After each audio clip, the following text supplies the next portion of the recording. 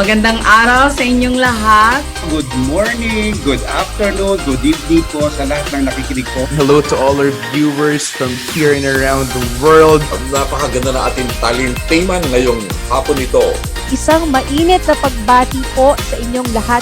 Well, friends, welcome to the Bridges Show. I'm very happy to be here, and I think it should be a really interesting and fun topic. What are the things you want to learn? So I want to take it from there and then I listen to them. Meron silang mga mithiin upang maging makabuluhan pa ang pagiging Katoliko. Lalong-lalo na sa susunod na henerasyon. sa akin po, sa mga kabataan, use competence as a basis. In real life, hindi naman talaga tayo tumitigil sa buhay. Kailangan talaga tuloy lang ang buhay kahit anong challenges natin. Palawan, Cebu, Baguio City, Atty. Dwight, pati La Union. So we are saying that revenge travel is real. Mas kailangan natin na i-share ang hiwaga ng sining sa mga tao.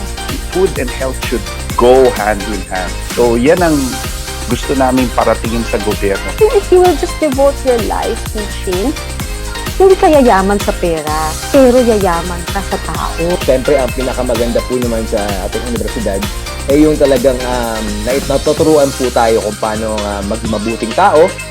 Happy anniversary to Bridges! Here at Bridges, we build bridges of faith, bridges of hope, and bridges of love.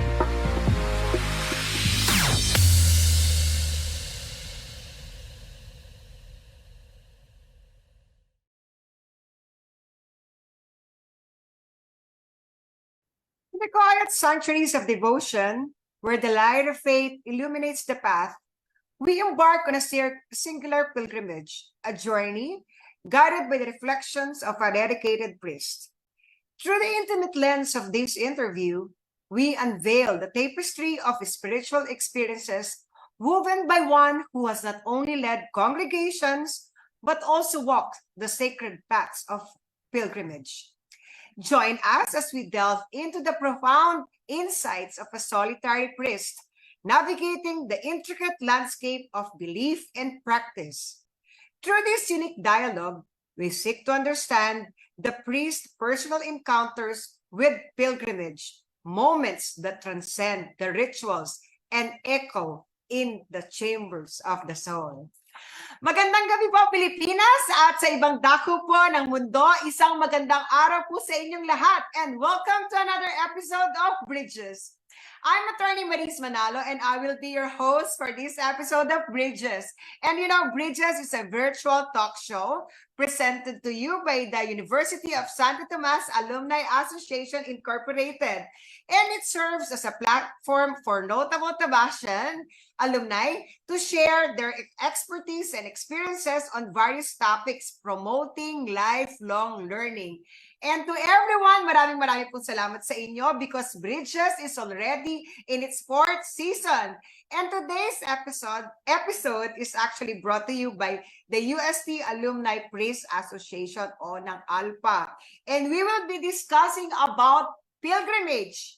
But before we continue, I would like to invite everyone to please like and share our show and subscribe to our UST Tomasian Alumni Community YouTube channel and to follow po our Facebook page. Ito po ay napakalaking suporta nyo para sa inyo. Anyway, wag na po nating patagalin pa at magsimula na po tayo sa ating talakayang pinamagatang pilgrimage. Well, to shed light on our discussion about pilgrimage, we are honored to be joined by Father Jerome Ceciliano.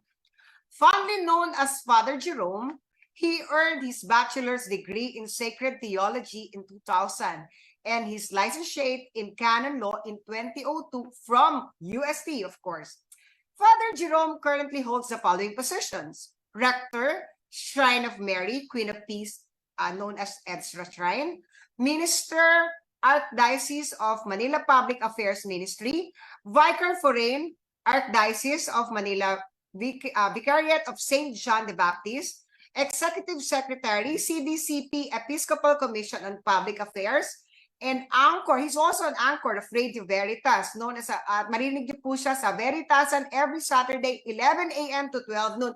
Anyway, friends, please welcome our guest for today, Reverend Father Jerome Ceciliano. Good evening, Father. Welcome to Bridges. Well, thank you so much, Attorney Maris, and of course, good day sa lahat ng mga nanonood sa atin. Dahil malamang na meron bang mga taga-ibang bansa na nakikinig, nanonood dito sa ating pong talakayan ngayong araw na to. Well, Father, I understand that you just recently returned from your pilgrimage in Europe. Pero bago po tayo magkwentuhan tungkol sa iyong nakakatapos lang na pilgrimage experience, could you please enlighten us about the meaning of pilgrimage? Ano po ba ibig sabihin ng pilgrimage? Well, basically, a pilgrimage is a journey. But it takes on another meaning because it's not just a journey, but it's a spiritual journey. So hindi natin pwedeng tanggalin yung word na spiritual doon. Kasi hindi lamang tayo pumupunta sa mga lugar na famous, ito yung mga lugar na renowned, ito yung mga lugar na talagang binibisita ng mga tao.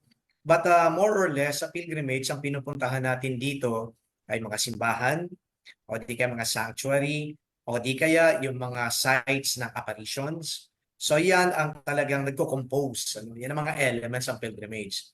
But of course, it's very important also to note that yung disposition ng isang pilgrim, going on a pilgrimage is very important. Ano yun? Hindi ka lang bumibisita, hindi ka lang kukuha ng picture, pero dapat meron ditong yung bukas, yung iyong isip, yung iyong puso, yung iyong kalooban sa pagtanggap ng biyaya. So, parang Father, ang ibig mo sabihin, pagpunta ko for instance sa Our Lady of Lourdes in France, nandiyan na yan. Ang purpose ko dyan is to really go there. Kumbaga, hindi yung nadaanan lang yan ng package trip ko. Correct? Tama po. Hindi lang yung tipong nadaanan mo lang, pero magdadasal ka. Yes. If you feel mo yung presence ng Diyos, aaralin mo din yung history. Our Lady of Lourdes, the Blessed Virgin Mary appeared there. And then of course, so many miraculous events took place. Nanamnamin mo yun. Kaya talagang spiritual journey. Okay, and then sige po. Hindi lang po ito spiritual journey, pero yung spiritual journey na yon dapat magtatapos sa tinatawag nating conversion. Okay. I think yun ang binabanggit Yes, Father, bago tayo pumunta sa conversion, ang gusto ko pong malaman at syempre for the information of everyone is that bakit ba pumupunta ang isang tao sa isang pilgrimage? Kasi kamukha nga na sabi natin kanina, pag nag-pilgrimage ka, hindi yung basta nadaanan lang to na side trip lang to ng package trip mo. It's not that. Dapat may purpose ka.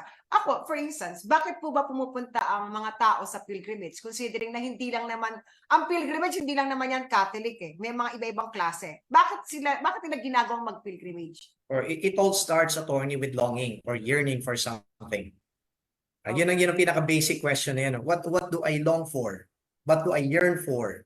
Diba? Tayo, napaka-busy natin dito. Kayo bilang abogado, ako bilang pare. Dami natin ginagawa, no? At least yung ginagawa ko dito, medyo spiritual na in nature. But then again, it's also good to somehow look at myself. Ano pa ba yung gusto kong, kumbaga, ma-achieve? Ano pa ba yung gusto kong maintindihan sa sarili ko? Ano pa ba yung gusto kong i-deepen? So yung yearning na yon, it's always there and it becomes a desire. So yung longing na yon, na tinatanong mo yung sarili mo, ano pa bang gusto kong makita? Ano pa bang gusto kong maintindihan? Ano pa bang gusto kong ma-discover? So you go on a journey. Dahil sa journey na yun, nagkakaroon ka ng realizations. At sa journey na yun, nagkakaroon ka ng pagkakataon na ma-encounter mo. Hindi lamang yung places, but the divine encounter. Hindi ako divine, pero yung ini-encounter mo dito, yung Diyos. Ini-encounter mo dito mga spiritual merits sa galing sa Diyos sa pamamagitan ng mga miraculous events that took place in those places. So yun ang maganda dito na maintindihan ng isang, kumbaga, ay nagnanais na magkaroon ng ganitong journey o kaya pilgrimage. Look upon yourselves and then look at that yearning or that longing, napakahalaga nun. Okay, I know that because ako, Father, for myself, I've been I'm doing my own pilgrimage at least every year. I always pray for that. My question, Father, is that there are different kinds of pilgrimages. Meron po tayo tayong tinatawag na Marian pilgrimage at kung ano-ano pa. Ano ba yung mga klaseng pilgrimages na yun, Father? Well, when we speak, for example, of Marian pilgrimages, it's visiting pilgrimage sites that are associated with apparitions of the Blessed Virgin Mary. You mentioned about Our Lady of Lourdes, and there's also the Our Lady of Fatima. Yes. There's also Our Lady of Medjugorje, for example. And there's also that Moreneta, o di kaya yung Black Madonna. So yun ang mga Guadalupe. associate, Guadalupe din. Yun ang mga Marian pilgrimages. Pero pag sinabi natin Marian pilgrimage, Attorney Maris, medyo binanggit natin itong mga Marian sites, pero concentrated yung Marian pilgrimage sa ginagawa natin sa 4 na countries. And these are Italy, France, Spain, and Portugal. Yes, Okay. correct. Yun ang usual na Marian pilgrimage. Correct. Oh, yes. Kaya parang merong clarification na dapat gagawin natin dito. Kasi kapag galing ka dito sa Pilipinas sa Marian pilgrimage, yung 4 na countries, pero sa 4 na countries na to, hindi naman lahat mga Marian sites lang ang binibisita. Marami, Halimbawa, yes, of course. oo, Especially in Italy. Yes. When we speak of Italy, for example, you also visit San Giovanni Rotondo. And that place is associated with Padre Pio. And you also visit, of course, one of the grandest churches that we have. Di ba? Yung St. Peter's Basilica. Yes. Pero wala namang Marian apparition doon. Yes, Tawag yes, natin, di ba? So, kailangan natin i-explain yan na maiintindihan na bakit Marian pilgrimage? Samantalang binibigyan natin dito, hindi naman lahat ng Marian sites. Well, yun lang ang title, binigay na pangalan ng mga organizers. But then again, meron din namang mga Marian sites sa pinupuntahan sa 4 na countries na to. But if we're going to be very strict about it, pag sinabi natin Marian pilgrimage, dapat lahat Marian sites. However, yung mga Marian sites na yan, magkakaiba-ibang lugar yan, malalayo. For example, I visited Medjugorje. Yes, Marian it's site in yan. Pero andi dito yan sa Balkan states. Malayo yan doon sa binanggit natin na 4 na lugar, di ba? So kaya naman, minamaximize na lang for practical purposes, Attorney Maris, minamaximize na lang muna nila. Kaya lumalabas ito, after mo ng 4 na countries na binanggit kanina, lilipat ka naman ngayon sa iba pang mga countries, another grouping yan. Okay? Kaya nasasabi, iba't iba yung uri ng pilgrimage. Yes. Father, meron mga experiences din na itong isang pilgrim na to nanggaling na sa isang lugar, but he kept on coming back every year. Halimbawa, doon sa Lourdes, punta doon every year. And is this also a kind of pilgrimage? Parang I have to have parang kailangan ko pumunta dito sa, for instance, sa Lady of Lourdes every year. Because yun nga sinasabi mo, di ba? In pilgrimage, there's a yearning. Meron kang, parang kailangan mo every year pumunta doon. Is that also a kind of pilgrimage? Yes, it's also a kind of pilgrimage. Pero dalawang bagay dito ang tatandaan natin kung bakit nagpapabalik-balik ka. Okay. Number 1, meron kang affinity dun sa lugar. Okay. Maybe one event in your life na situate mo, napaka-significant itong lugar na to sa akin. Kasi dito ako kumbaga ay na-save, for example. O kaya dito ako kumbaga nag-birthday. O di kaya dito gumaling yung asawa ko. Kaya babalik kami dito kasi magpapasalamat kami. So may affinity ka dun sa lugar. Pangalawa, meron kasi mga tao, Attorney Marisa, na gumagawa ng panata. Alam mo yung panata, it's a promise. Yes, Father. Especially sa Yes, sa mga Pilipino, even if nothing happened, really, nothing special happened, pero panata ako na taon-taon, bibisitahin ko siya. Okay? So, yung ganung dalawang bagay, kaya nagpapabalik-balik ka. So, kaya maintindihan din. Father, yes. And Father, eto pa, another question. May mga tinatawag tayong approved by the Vatican na apparition places ni Mama Mary. For instance, the Our Lady of Medjugorje, for once, I don't know, please correct me if I'm wrong, this has not yet been approved by the Vatican. How would you differentiate itong mga sites na ito na in-acknowledge na ng Santo Papa at ito namang mga sites na hindi pa na-acknowledge? Okay, dun sa acknowledge na ng Holy See, ng Vatican for that matter, you're very well sure that a spiritual event really took place dun sa lugar na yon. That a miracle happened, that the Blessed Virgin Mary really appeared, and that the authority of the Church has already spoken. Yun ang isa doon na maganda. Okay. Doon naman sa pangalawa, tama ka, Attorney Maris, na yung Medjugorje ay hindi pa talaga binibigyan ng approval ng Vatican. Pero nagkaroon na dito ng masusing pag-aaral, pagkasaliksik. Pero up until now, hindi pa rin naman nila binibigyan ng kumbaga recognition that there is really a supernatural event that took place. Kaya nire-recognize na namin, kinikilala na namin. However, eto naman hindi naman pinipigilan ng Santo Papa o kaya ng Vatican yung pagpunta doon. Kasi sabi nga mismo ni Pope Francis, a lot of graces, abundant graces, also flow from the pilgrimage that are taking place in this site, Our Lady of Medjugorje. Kaya hindi niya pinipigilan yung mga tao. Pero isa pa na dapat maintindihan natin dito, na hindi naman nangangahulugan na dahil pumunta ka doon sa lugar na yun, ay yung mga doctrinal implications tungkol sa apparition ay dapat mo na tanggapin at paniwalaan.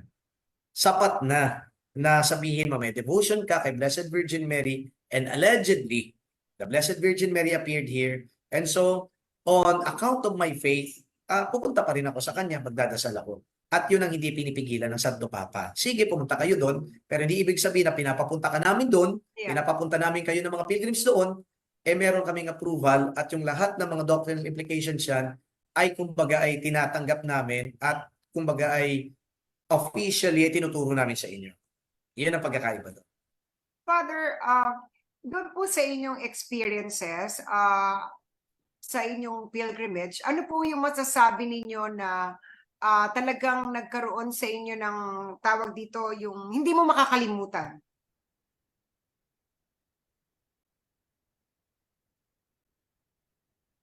Hello, Father? Ano po yes, yan? yes. Yung Opo. ano yung sa among the pilgrimage sites na inyong napuntahan nyo na? Ano yung pinaka sinasabi nyo, ito talaga hindi ko makakalimutan? There's something that in this place na if I can keep on coming back every year or ito yung pupuntahan ko.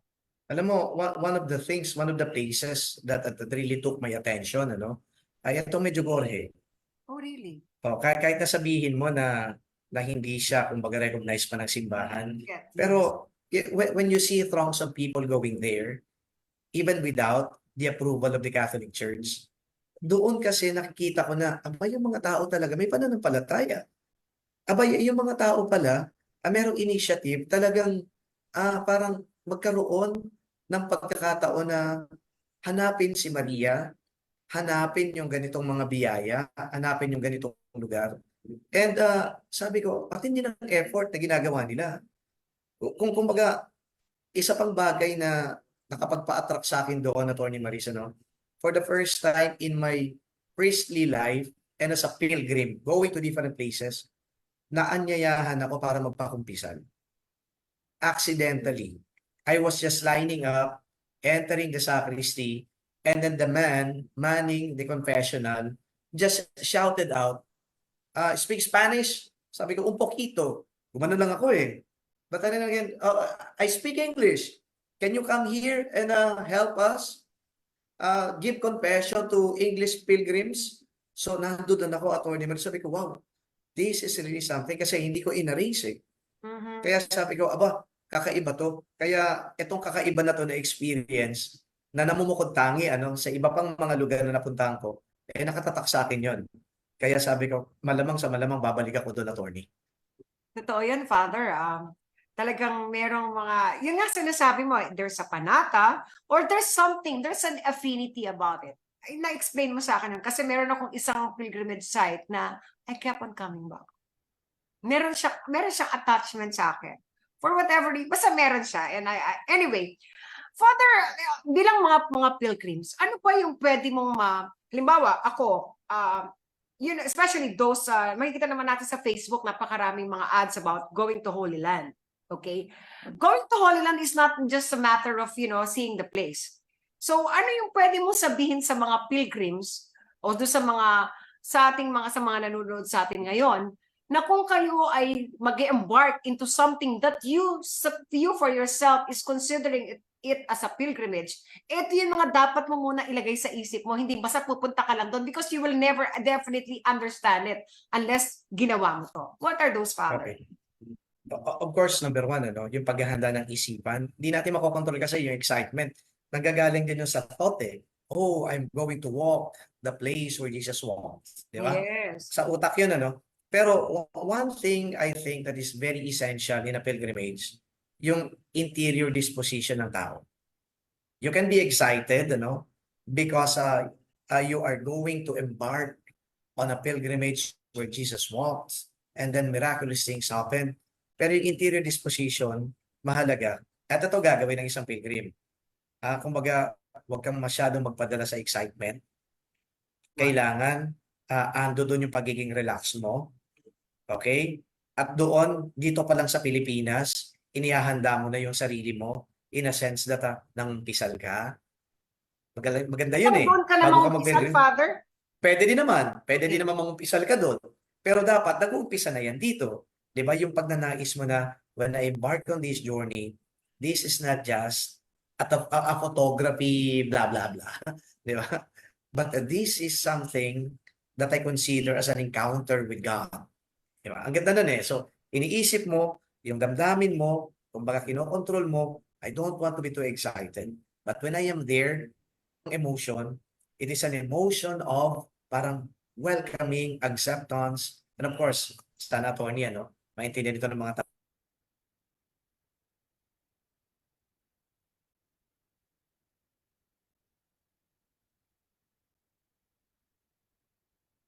go there, then you realize how, for example, Jesus, Virgin Mary, giving all this, doon, mahal na mahal ka ng Diyos.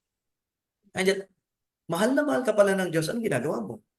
Mahal na mahal ka pala ng Diyos, pero bakit ako ganito? Di ba? So, dapat magkaroon, doon na yung start ng conversion.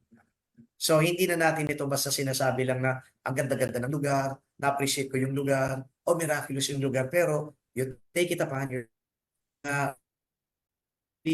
are a good God. You have done a lot for me, yung realization na gano'n, para ikaw mismo mamove, Lord, forgive me. I am unworthy. But here I am. You have given me that opportunity to experience your presence, to have an encounter with you. So yun ang ilang bagay na dapat nating tatandaan. So dapat meron ka rin spiritual preparation, physical Yes, preparation. Napakadaming preparation, hindi lang basta mag-embark into a certain journey. You've been to Holy Land, Father? Many times. Okay, many times. And you've always been into a congregation, correct? When I go on a pilgrimage, especially to the Holy Land, I'm always with a group. And this group naman varies in membership. Minsan may mga ibang bansa uuwi lang dito. Okay. Father, my question is, pwede ka bang magkaroon ng sarili mong pilgrimage? I don't want to join a group. Okay lang pag Holy Land because no hablo yung kanilang salita doon. Pero kung halimbawa, I can go, yung may mga English-speaking places, pwede bang magkaroon ng pilgrimage yung solo lang? Ako, for instance, I'll do my own pilgrimage. Pwede ba yan, Father? Well, wala namang makakapigil sa atin if we want to go on a pilgrimage on our own. But you have to consider also the practical elements of it. Ano yun? Ikaw yung mag-a-arrange ng lahat. Yes, yes. Ikaw yung maghahanap ng lugar, ng hotel mo. Ikaw yung maghahanap ng transportation mo. Ikaw yung tipong maghahanap ng, kumbaga, ng site kung saan talaga yan matatagpuan. So, yung ganitong mga considerations, two ways din. Number one, sacrifice din yun na makaka-enhance ng pilgrimage experience na talaga ikaw dan talaga gumawa. Pero pangalawa, hassle din yun in a sense because instead of you focusing on the pilgrimage itself, nawawala din yung yung focus mo dahil aasikasuhin ko pa yung pagta-travel ko bukas, aasikasuhin ko pa yung kung saan ako tutuloy, aasikasuhin ko pa yung transportation ko. So yung ganun mga bagay. But always you can go there on your own, it's okay. You have visited Father pilgrimage sites before. Meron po kaming ipapakita ngayong mga pictures one by one and I'd like you to describe your pilgrimage experience in one or two sentences for each. Ito, Father. Okay. That's actually the Pope Paul VI Hall. Kapag nagkakaroon ng audience ang Santo Papa, yung mga pilgrims ay andyan dyan sa loob ng Paul VI Hall. Dito namin ginawa yung conference sa mga shrine rectors at saka mga lay collaborators. Ang isang experience ko dyan, well, I was able to be face-to-face with the hierarchy. Mga kardinal, pati Santo Papa, andyan dyan kami sa loob ng Bless hall you, na yan. Father. Yes. Okay, next. Yan din, ano? Ayan yung mga Filipino delegates dito sa ginawa naming conference. Meron dyan taga UST, kasabay ko. Yan. Next. Ito naman, ito si Archbishop Fisichella. Siya yung organizer nitong ginawa naming conference. Siya ay isang Italian Archbishop at siya yung head dati ng New Evangelization. Pero yung New Evangelization na yan ay pinasok na ngayon sa Propagation of Faith. Okay. Ito naman, mga pari yan ng Archdiocese of Manila. Yung isa dyan, taga Cubao, at taga Quiapo. Yung isa naman, nasa National Shrine of the Sacred Heart. Okay. Yan po yung, of course, yan yung Piazza San Pietro. May Diba? picture Nasa- din ko dyan. Of nakita- course. nakita It's ko nga very eh. Iconic. Yeah. Yeah, iconic Okay. yan. Yes. Oo. Next. And then, ito naman, doon pa rin kami. Ito mga Bicolano yung iba dyan, ng mga pari din. Together with, of course, the Archbishop Rino Fisichella. Mga Magagaling Bicolano kayo, yung iba dyan. magagaling kayo mag-Italian yan, yes, Father. Yung iba dyan, magagaling. Okay. Ayan. Next. Ito naman, ito ay isang cardinal, senior prelate. I just forget the name of the cardinal. Tapos pagkatapos, ito ay ginawa after ng talk. Okay? At nagkaroon ng open forum, kaya andyan dyan kami ngayon. To Okay. discuss. Again, siya pa rin, si Okay. Rino Fisichella. Go, John. But of course, ito naman, this is the second day of the conference. We are inside the St. Peter's Basilica. Yan ay pagkatapos ng mass na ginawa para sa mga delegates. Okay, John. Ito yung park, parang pinaka-park ng Roma. At yung araw na yan, attorney, nagrarally yung mga Romans. Doon ko nakita na yung mga Italians pa rin, Romans ang tawag natin dito, mahilig pala sila dyan sa mga rally din. And that place is actually the place kung saan doon nila ginagawa yung paglalabas ng kanilang mga hinaing. Okay? Sa atin, EDSA, di ba? O Yes. ngayon, nagiging Ayala ng Makati. Yan yung park na yan, yun doon nila ginagawa. Okay. This is where, Father. Mga Jesuit naman yan. Saan? Okay. Okay. Yes, So, sa Church Roma of pa rin Jesus yan. too. Yes, at the heart of Rome, napakaganda ng simbahan na to. Yung susunod na slide, Okay, next makikita natin dyan. Yan. Ito yung image ni St. Ignatius of Loyola. And every 5 p.m., Attorney Maris, kung nakikita mo yung backdrop niya, lumalabas dyan yung image, parang meron dyan na mechanism na pag 5 p.m., lumalabas dyan yung image ng ni St. Ignatius, tsaka bababa ulit para may pakita ulit yung ganito ng backdrop. So meron silang showcase, 5 p.m. yan. Church of the Yesu in the heart of Rome. But of course, ito naman, alam natin to, di ba? Trevi. Okay. Okay. Punta na sa Trevi, sabi nila, maghulog ka dyan ng 3 coins in the fountain para makabalik ka. Okay. Ayan Pahulog naman ka yun. ng hulog, Father. Next. Okay. This is kay Padre Pio. I haven't been there. Yes. Okay. That's San Giovanni Rotondo, and the body of Padre Pio is exposed, but of course, yan. And pilgrims can actually line up, to pay. What have you felt something different in, being there in the Well, the first time I was there, of course, it's a totally different experience kasi first time. But this is, I think,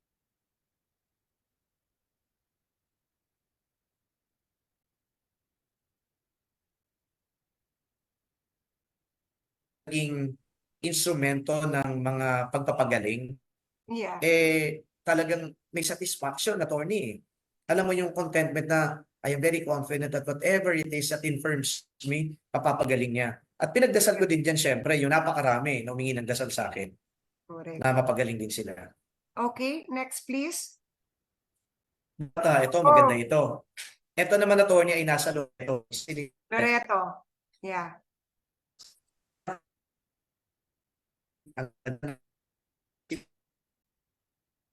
lalo na yung loob. If you're going to look at the copula, ang laki-laki, ang ganda-ganda ng kanyang ay mga design.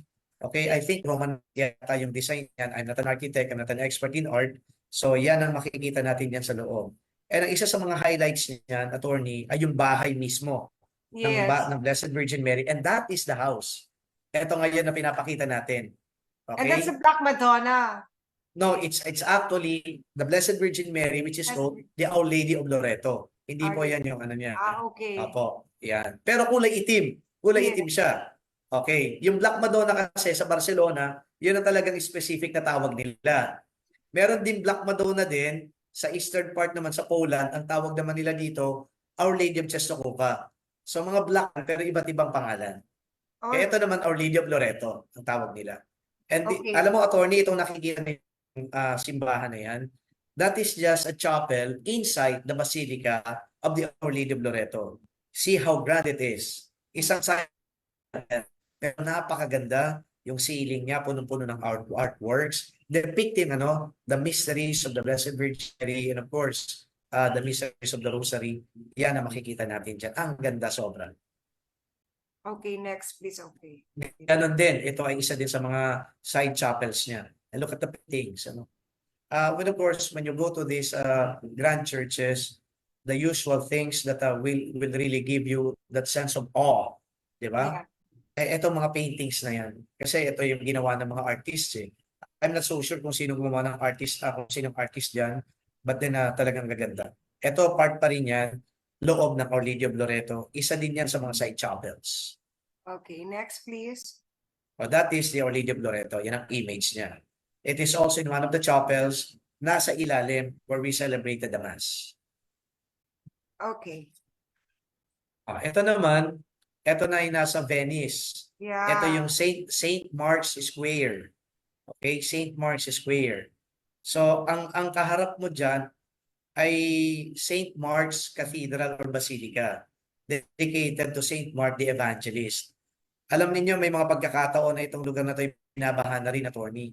And I think a few years ago, bumaha talaga at yung tubig ay pumasok mismo sa loob ng simbahan. Pero ito yung square nila. And a lot of people also, including tourists and pilgrims, go there just to have fun, to relax, to buy some stuff. Alam mo, isang kumbaga ay pinagmamalaki dyan sa Venice, yung Murano glasses. Yes, Father. Okay, so it's a type of glass, dyan po yan. Okay? At of course, yung gondola, yan. Kilalang kilala yan sa no? Dito ngayon sa McKinley, meron yan eh. Okay, ito naman, ito talaga sa Venice talaga. Rialto, that's the Rialto. Ng gabi dyan. Okay. Inabot ako ng gabi. This is called the Rialto Bridge. And sa dalawang sides ng bridge na yan, sa dalawang na makikita ninyo, ando doon yung mga sinasakyan ng mga gondola, tapos yung mga bangka, tapos ang ganda-ganda niyan kasi restaurants sa gilid niyan. Ando doon yung mga pilgrims, mga tourists, kung gusto nila magpahinga, doon kumain, umiinom din, ando doon. Okay. Ang ganda ng lugar. Then that's St. Mark's Cathedral. Okay? Isa sa mga magaganda na mga simbahan dito sa Italia at sa Europa. Kayo po ba, every year po ba itong pilgrimage na pinupuntahan ninyo? At kamukha nga ng, sabi nyo kanina, may mga congregation. Meron po bang, puro pari lang po ba yan? Meron po ba mga private individuals who would want to join yung inyong congregation of pilgrimage na being led by you? Okay, meron pong mga pare, nakakasama kami, pero hindi namang of course mga lay people, but the bulk of the participants in the pilgrimage are lay people. Pero itong ginawa ko po ngayon, combination ng pilgrimage, tapos ang conference, and at the same time, personal na trip. At yung personal na trip na yon, doon ako nag-focus sa Balkans. Okay. Okay, sa Balkans. Kamukha nga, hindi pa ako nakakagawi sa gawi ng Balkans. Meron kasi mga situation, Father, na makikita natin sa Facebook na marami mga invites na kamukha ng ganito, ganyan. Kailangan po ba sa pilgrimage mayroong pare?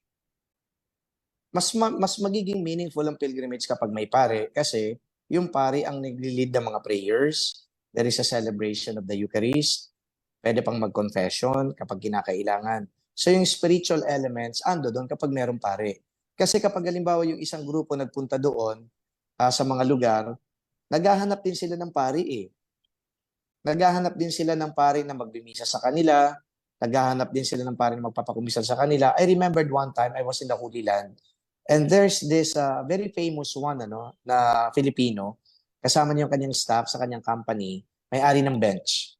Okay? Wala silang kasamang pare. And then they were asking me if I can celebrate the Mass also for them. Or maybe they can join us for the celebration of the Mass. Ang sabi ko, you can join us kasi ayaw naman namin ma-deprive kayo ng spiritual graces na dapat matatanggap ninyo. Pero yun ang sinasabi ko ngayon na when you go on a pilgrimage, it's always good to have a pilgrimage chaplain with you.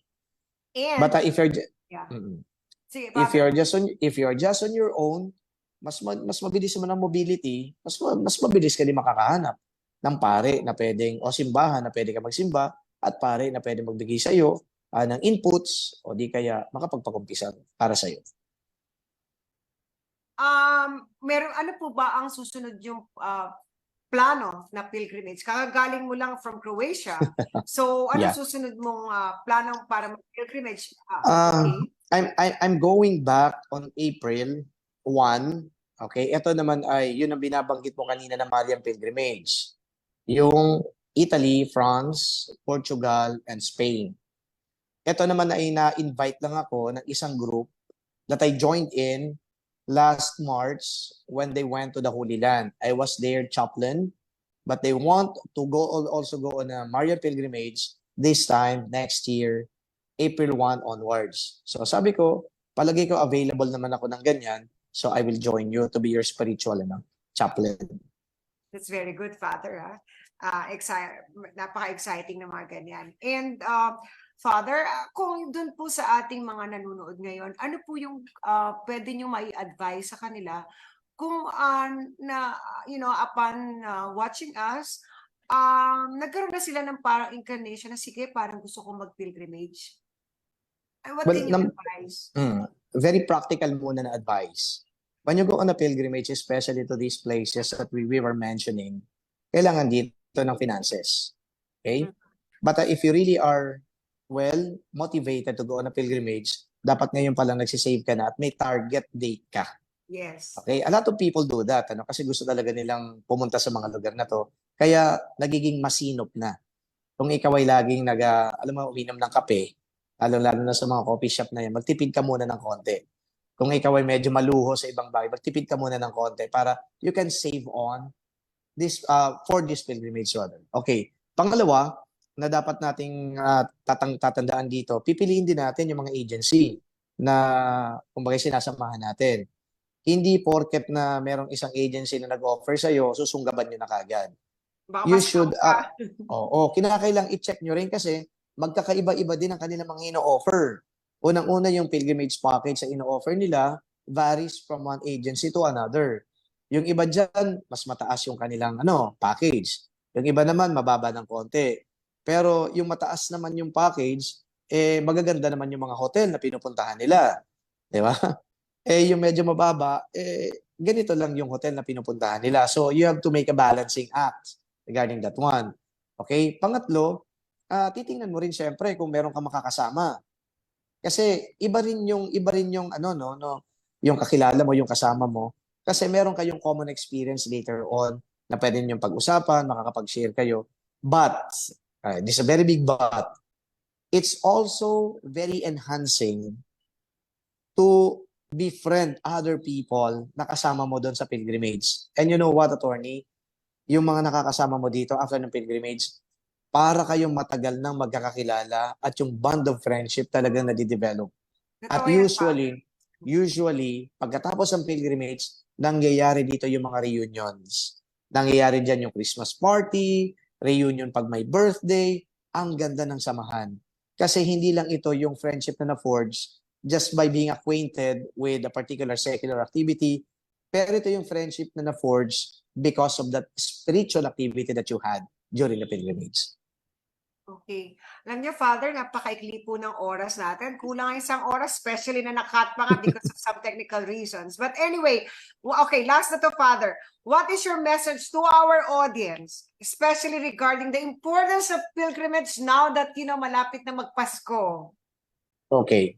Itong pagpipilgrimage natin, hindi kinakailangan na lumayo kagad, pumunta ng Holy Land, pumunta ng Europa. Dito mismo sa Pilipinas, ang pilgrimage ay pwedeng gawin.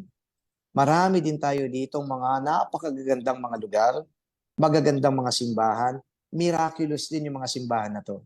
Kaya yung binamagit ko kaninang yearning o longing, kahit dito pa lang sa Pilipinas, pwede na natin matugunan. Because this yearning that I'm talking about is actually spiritual yearning. It is a longing for the divine. Ngayong panahon ng Adbyento, napakaganda because we are preparing for the birth of Christ. At ito yung longing na dapat na tugunan natin. We may be busy. I'm very sure of that. December ngayon, daming mga parties, ang dami natin pagkakaabalahan. But then, do not actually just parang brush off. Yung kumbaga ay nag-uumapaw na paghahanap mo ng isang makabuluhan at makahulugang buhay. At matatagpuan mo yan kapag na-encounter mo ang Diyos. And pilgrimage is one way of encountering the divine. Thank you, Father. I believe in that. I'm a pilgrim also. And maraming pong salamat sa inyo. Actually, hindi lang ako, kundi marami rin nanonood sa atin ang nabigyan nyo ng education when it comes to what pilgrimage really is. Okay, at sa susunod po muli, sana ma-invite namin kayo for another topic naman. Anyway, maraming salamat again, Father. And okay, I would like the University of Santo Tomas Alumni Association Inc. and the UST Conservatory of Music Alumni Association Inc. proudly announced that the UST AAI Family Christmas Jazz Festival. Ito po ay mangyayari on December 16, 2023 at 4 p.m. onwards dito po sa BG Pop Building. So it's a jazz concert po kung gusto niyo pong manood at makapakinig ng magagandang parang jazz caroling para sa Christmas. Alas 6 po sa December 16, 2023. And before we end the show, we would also like to thank all our alumni, students, and friends who have faithfully watched and shared our Bridges, this particular episode. And again, please like and share our show and subscribe to our UST Tomasian Alumni Community YouTube channel and Facebook page. Maraming po salamat sa inyo. And bago po magtapos, congratulations again to UST. Especially UST Faculty of Civil Law dahil po dalawang top-notchers na na-produce natin. Number 1 and number 8. And from UST Legazpi, number 4 and number 10. Viva UST! Maraming po salamat and God bless us all.